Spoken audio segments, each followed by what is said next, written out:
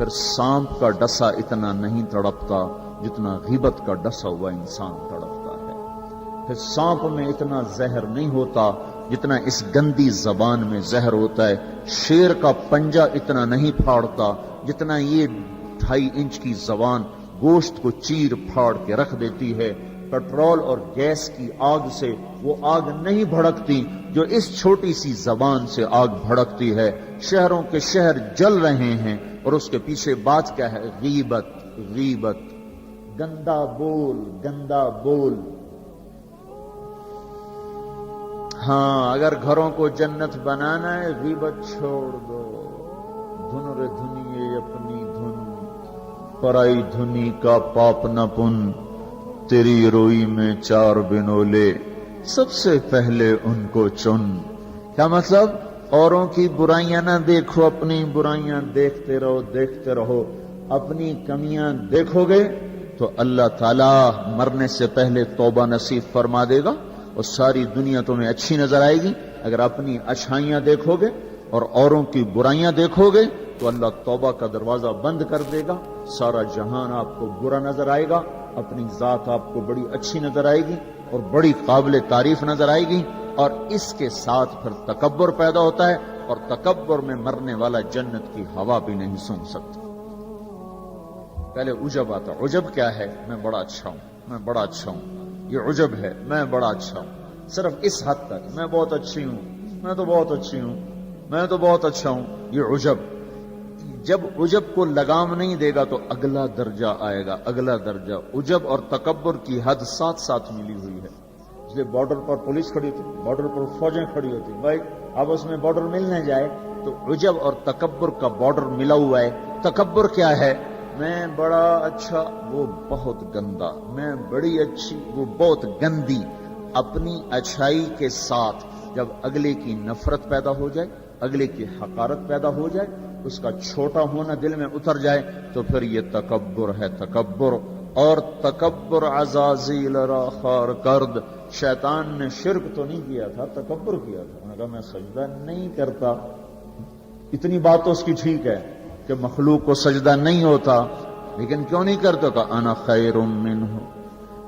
دو باتیں. اللہ نے زمین آسمان سے کہا میری مانو، ان کا یا اللہ ہم نہیں مانتے. اللہ نے شیطان سے کہا میری مانو، ان کا یا اللہ میں نہیں مانتا. تو زمین آسمان کو کچھ نہیں کہا، شیطان کو مردود کیا. کیوں؟ دونوں نے. انا اردنا الامانۃ علی السماوات والارض والجبال. ہم نے آسمان، زمین، گلگت کے پہاڑوں کو کہا میری امانت اٹھاؤ. فابین ان یحملن منها. اور کہا نہیں یا اللہ ہم نہیں اٹھاتے، ہم نہیں اٹھاتے، ہم نہیں اٹھاتے. ان کو تو کچھ نہیں کہا. اللہ نے کہا وَإِذْ قُلْنَا لِلْمَلَائِكَةِ اسْجُدُوا لِآدَمَ فَسَجَدُوا إِلَّا إِبْلِيسَ. اللہ نے کہا سجدہ کرو. شیطان نے کہا میں نہیں کرتا. مَا مَنَعَكَ أَن تَسْجُدَ لِمَا خَلَقْتُ بِيَدَيَّ. تو سجدہ کیوں نہیں کرتا؟ زمین آسمان تم بوجھ نہیں اٹھا رہے. نہیں اللہ ہم نہیں اٹھائیں گے. شیطان تو سجدہ کیوں نہیں کر رہا؟ میں نہیں کر رہا. فرق کیا ہے؟ شیطان نے کہا میں نہیں کرتا. کیوں نہیں کرتے ہو؟ انا خیر منہ، میں اچھا ہوں، یہ برا ہے. خلقتنی من نار، میں آگ سے بنا، آگ اوپر جاتی. دیکھو نا، دیا سلائی کو آگ لگاؤ اور اس کو الٹا بھی کرو تو آگ اوپر جاتی، آگ اوپر جاتی. خلقتنی من نار وخلقتہ من طین. میں آگ سے، یہ مٹی سے. استخبر، وہ متکبر ہوا، نہ کہ دفع ہو جا. اچھا زمین آسمان نے کہا ابھی اللہ ہم نہیں اٹھاتے. اللہ کہا کیوں؟ واشفقن منها، یا اللہ ہمیں تیرا ڈر لگتا ہے، یا اللہ ہمیں تیرا خوف ہے کہ ہم تیری امانت اٹھا نہیں سکیں گے. یا اللہ ہماری ہمت نہیں کہ ہم تیری امانت. واشفقن منها، وہ ڈر گئے کہ یا اللہ ہمارا بس کا نہیں ہے. اللہ کا جاؤ معاف کر دیا. انہوں نے کہا میں اچھا. ان کا تو مردود ہے قیامت تک کے لیے. تو میرے بھائیوں بہنوں، ایک بہت بڑی آگ ہے جو جنگل کی آگ سے بھی زیادہ شدید ہے، اور یہ زبان کا غلط بول ہے. یہ غیبت ہے. یہ غیبت جو سب سے زیادہ انسانوں کو جہنم میں لے کر جائے گی، سب سے زیادہ انسانوں کو جہنم میں گرائے گی. عیسیٰ علیہ السلام گزر رہے تھے، ایک ڈاکو بیٹھا تھا پہاڑ کی چوٹی پر. اس کی نظر پڑی، اس کو خیال آیا میں کیا زندگی گزار رہا ہوں. انہوں نے کہا یا اللہ میری توبہ مجھے معاف کر دے، آئندہ تیرے نبی کا ساتھ دوں گا، اور یہ کہہ کر پہاڑ سے نیچے اتر آیا اور ساتھ چل دیا۔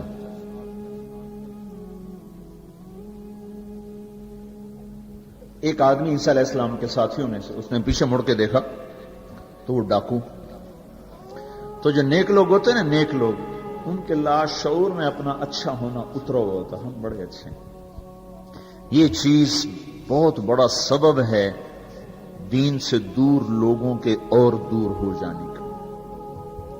جنید جمشید گلوکار ہے گانا گانے والا، اب ماشاءاللہ توبہ کر لی ہے، مجھ سے بڑی داڑھی ہے، مجھ سے بڑی پگڑی باندھتا ہے۔ 6 سال ہم اس کے پیچھے پھرتے رہے۔ جب اللہ نے اس کو توبہ کی توفیق دے دی تو اس نے مجھ سے کہا میں صرف اس وجہ سے ان راہوں پہ چلا کہ تم نے مجھے حقیر نہیں سمجھا اور نفرت کا اظہار نہیں کیا، اور دوسرا کبھی فتویٰ نہیں سنایا کہ تو حرام کھاتا ہے، حرام ہی تو کھا رہا ہے، یہ ہم نے کبھی منہ سے نہیں کہا تو حرام کرتا ہے، حرام کھاتا ہے۔ سنتے رہے سنتے رہے سنتے رہے، چلتے رہے چلتے رہے۔ 6 سال کے بعد خود ہی توبہ کر لی، 3 چلے بھی لگا دیے اور داڑھی بھی رکھ لی اور چلے بھی لگ گئے اور کتنے حج ہو گئے، اور اس کے پیچھے کیا تھا؟ صرف محبت۔ اس کے گناہ کا اس کو تانا نہیں دیا۔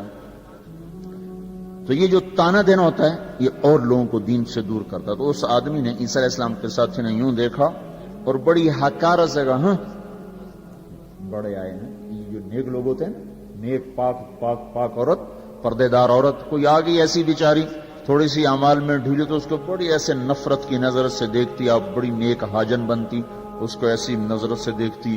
یہی حال یہ پکے پکے نمازیوں کا ہے، یہ ایسے دیکھتے ہیں کہ جیسے پتہ نہیں اگلا دین سے ہی نکل گیا ہے۔ تو اس نے یوں دیکھا تو اللہ تعالیٰ نے فوراً جبریل کو بھیجا، کہا میرے روح عیسیٰ تیرے پیچھے 2 آدمی آ رہے ہیں، ایک تیرا ساتھی ہے، ایک ڈاکو اور چور و چکا ہے، ان دونوں سے کہو، ڈاکو سے کہو تیری توبہ پر تیرے پچھلے سارے معاف، تو نئے سرے سے عمل کر، اور اپنے ساتھی سے کہو تیری نفرت کرنے پر تیری ساری نیکیاں برباد، تو بھی نئے سرے سے اب نیکیاں کر، تیرا سب ختم، تو ٹھیکیدار ہے میرے بندے کو حقیر سمجھنے کا۔ تو میرے بھائی اور بہنوں، ہمارے گھروں میں آگ ہے، آگ، اور وہ آگ چولہے کی آگ سے تیز ہے، پیٹرول گیس کی آگ سے تیز ہے، اور وہ غیبت کی بھڑکائی ہوئی آگ ہے۔ یہ وہ آگ ہے جو زبان نے بھڑکائی ہے، اس کو پانی سے نہیں بجھایا جا سکتا۔ تمہارا گلگت کا خوبصورت بہتا ہوا دریا، یہ سارے کا سارا روک کر گلگت کے اوپر ڈال دیا جائے تو بھی یہ آگ ٹھنڈی نہیں ہو سکتی۔ اس آگ کو ٹھنڈا کرنے کا اللہ تعالیٰ ہی نے کہا ہے طریقہ، جو بتایا کہ لا یغتب بعضکم بعضا، بند کر لو زبانیں، غیبت مت کرو، لا تجسسوا، ہمارے نبی نے کہا کسی کی ٹو نہ لگاؤ، کیا کرتی ہے کیا کرتا ہے، لا تحسسوا لا تجسسوا، تحسس کیا ہے؟ خود پیچھے پیچھے پھرنا، اور تجسس کیا ہے؟ کسی کو پیچھے لگ جاؤ دیکھو کیا، جیسے پولیس بھی نہیں حکومت والے CID لگاتے ہیں نا، CID، یہ تجسس ہے، تجسس جاسوس، اسی سے جاسوس ہے، تجسس سے جاسوس، اور وہ رپورٹ لکھتے ہیں، وہ الٹی لکھیں سیدھی لکھیں، اسی پہ فیصلے ہوتے ہیں۔ تو میرے نبی نے کہا کسی کی ٹو نہ لگاؤ، کسی کی برائیاں نہ دیکھو، برائیوں پہ پردے ڈالو، اچھائیوں کو اچھالو، تو اللہ تمہیں سیدھا جنت کی راہوں پر لے جائے۔ تو جہنم وہ ہے جس میں مسلمان مرد عورتوں کو ڈالا جائے گا جو نافرمانی کرتے، نماز چھوڑتے مر گئے، سود کھاتے مر گئے، حرام کھاتے مر گئے، رشوت لیتے مر گئے، نماز چھوڑتے مر گئے، روزہ چھوڑتے۔ ایک اور بتا دوں، یہ گناہ تو عام ہیں، بہنوں کو حق نہیں دیا اور اس کے ساتھ مر گئے۔ بہنوں کا حق ہے نا باپ کی جائیداد میں، ماں کی جائیداد میں، اگر باپ نے 3 روپے چھوڑے ہیں، ایک بھائی 2 بہنیں ہیں تو 1-1 روپیہ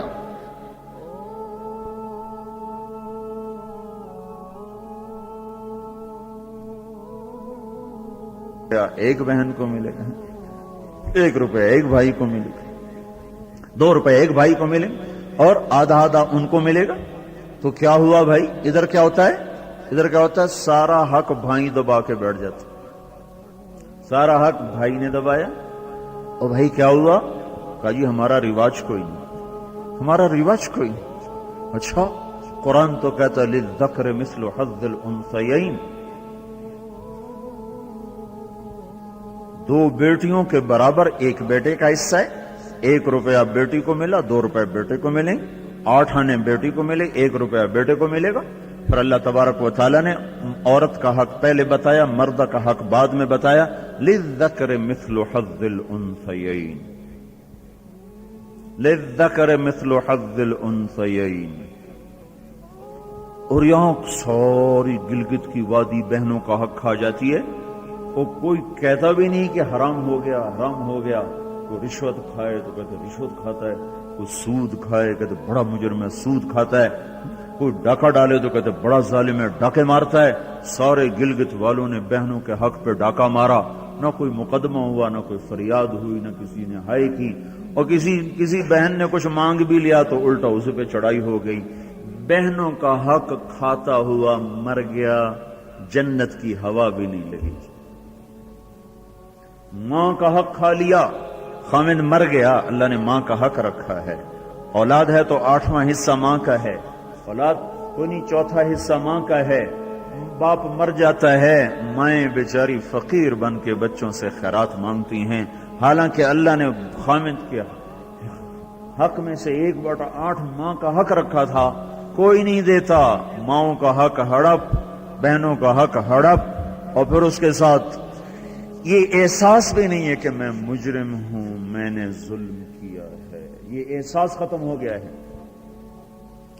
تو بھائیوں میرے بہنوں، اللہ نے جہنم کو بنایا ہے نافرمان مسلمان مرد عورت کے لیے۔ اگر توبہ نہ کی تو اس میں جانا ضرور ہے۔ جو ہے نا آخری آدمی جو نکالا جائے گا، جب وہ نکالا جائے گا تو اللہ تعالیٰ کہیں گے اس کو نکالو، ایک آدمی دوزخ میں اس کو نکالو، تو وہ جبریل آ کر کہیں گے بھی اس کو نکالو، تو دوزخ کا فرشتہ مالک کہے گا کہ دوزخ نے ایک کروٹ بدلی ہے، اس میں ہر چیز کو اس نے الٹا پلٹا کے پھینک دیا ہے، مجھے سمجھ میں نہیں آ رہا وہ کہاں پڑا ہوا ہے۔ تو جبریل کہیں گے یا اللہ وہ مالک کو پتہ نہیں چل رہا وہ کہاں پڑا ہوا ہے، تو اللہ تعالیٰ کہیں گے جاؤ فلاں پتھر کے نیچے دبا پڑا ہے۔ میں نے پتھر بتایا تھا نا، پتھر کیا ہوتا ہے، پتھر کیا ہوتا ہے جس کے نیچے پہاڑ بھی پگھل کے پانی بن جائیں گے۔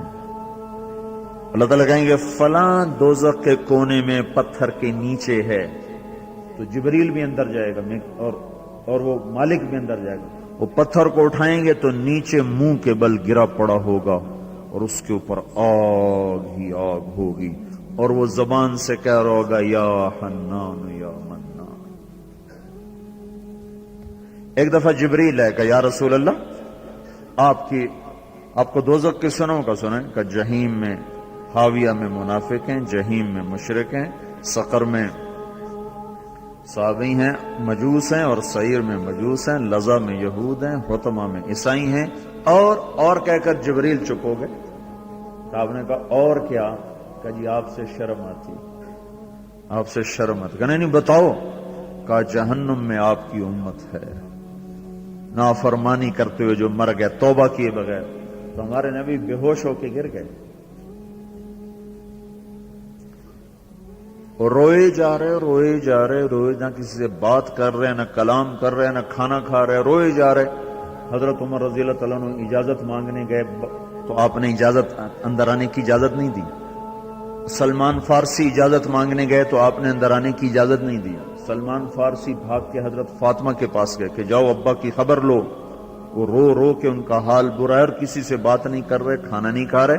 حضرت فاطمہ رضی اللہ تعالیٰ عنہ دوڑی ہوئی تشریف لائیں، دروازے پہ دستک دی تو آپ نے، چونکہ حضرت فاطمہ سے محبت بے پناہ تھی، تو آپ نے فوراً اجازت دے دی۔ اندر آئیں تو کہا ابا جان کیا ہوا، میں آپ پہ فدا قربان، آپ کا یہ حال کیوں بنا ہے، کیا ہوا ہے؟ تو آپ نے کہا فاطمہ میری بیٹی، مجھے جبریل نے بتایا ہے میری امت کے نافرمان مرد عورتوں کو جہنم میں جانا ہوگا۔ رامنا کتنے نوجوان ہوں گے جو کہیں گے ہائے ہماری جوانی پہ کرم میں رحم کرو، پر کوئی رحم نہ کھائے گا۔ کتنے بوڑھے ہوں گے جو کہیں گے ہمارے بڑھاپے پہ رحم کرو، کوئی رحم نہ کھائے گا۔ کتنی عورتیں ہوں گی جو ننگی ہو کر جہنم میں پھینکی جائیں گی اور ان کے بالوں کی چوٹیوں سے پکڑ کر فرشتے ان کو گھسیٹ رہے ہوں گے، وہ کہیں گے ہائے ہائے ہماری بے پردگی، ہم پر رحم کرو۔ ان پر کوئی رحم کرنے والا نہیں ہوگا۔ مجھے یہ خبر رلا رہی ہے، بے قرار کر رہی ہے۔ تو لیبلوکم ایکم احسن عملا، ان قریب موت پر یہ سب کچھ کھل کے سامنے آنے والا ہے۔ اللہ تعالیٰ نے اس کی تیاری کے لیے ہمیں یہاں بھیجا ہے۔ ہم آزاد نہیں ہیں، اللہ اس کائنات کا بادشاہ ہے۔ زندگی موت کا نظام بنایا اور عزت اور ذلت کا نظام بنایا، جنت اور جہنم کا نظام بنایا، عرش فرش زمین آسمان چاند تاروں کا نظام بنایا، اور دنیا اور آخرت کی ساری عزتوں تک پہنچانے کے لیے حضرت محمد صلی اللہ تعالی علیہ وسلم کو رہبر بنا کر، ہادی بنا کر، قیامت تک کے آنے والے انسانوں کے لیے رہبری کا طریقہ دے کر آپ نے مکے کی پہاڑیوں سے آپ کو چاند بنا کے، سورج بنا کے آپ کو طلوع فرمایا، اور پھر قیامت تک کے لیے سورج چمکتا رہے گا، یہ چاند چمکتا رہے گا، نہ یہ گھٹتا ہے اور نہ اس پر کوئی گہن لگتا ہے، نہ اس پر کوئی داغ آتا ہے، نہ اس میں کوئی آگ ہے۔ آپ ساری دنیا کے مردوں عورتوں کے لیے عزت کا راستہ لے کر آئے، بلندی کا راستہ لے کر آئے، کامیابی کا